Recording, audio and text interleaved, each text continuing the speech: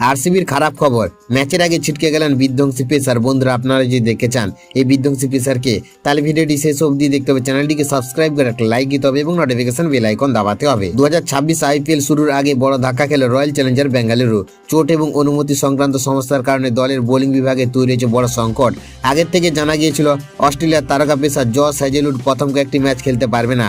আর এবার শোনা যাচ্ছে শ্রীলঙ্কার পেসার নুয়ান তুষারা গোটা টুর্নামেন্ট থেকে ছিটকে গিয়েছেন। সংবাদ মাধ্যমের রিপোর্ট অনুযায়ী শ্রীলঙ্কা ক্রিকেট বোর্ড নুয়ান তুষারাকে আইপিএল খেলার জন্য নো অবজেকশন সার্টিফিকেট বা এনওসি দেয়নি। বোর্ডের নিয়ম অনুযায়ী বিদেশি লিগে অংশ নিতে হলে প্রত্যেক ক্রিকেটারকে নির্দিষ্ট ফিটনেস টেস্ট পাস করতে হয়, কিন্তু তুষারা সেই ফিটনেস পরীক্ষায় প্রয়োজনীয় মান অর্জন করতে পারেনি বলে জানা গেছে। সেই কারণে তাকে আইপিএল খেলার অনুমতি দেওয়া হয়নি। এদিকে হ্যাজেলউড এবং তুষারার অনুপস্থিতিতে আরসিবির বোলিং লাইন আপে বড় পরিবর্তন আসতে চলেছে। রিপোর্ট অনুযায়ী প্রথম ম্যাচে পেস আক্রমণের দায়িত্ব নিতে পারেন ভুবনেশ্বর কুমার, মহেশ যাদব এবং জেকব ডাফি। 28 মার্চ সানরাইজার্স হায়দ্রাবাদের বিরুদ্ধে নিজের প্রথম ম্যাচ খেলতে নামবে আরসিবি। টুর্নামেন্ট শুরুর আগে এই ধাক্কা কতটা প্রভাব ফেলবে এখন সেটাই দেখার।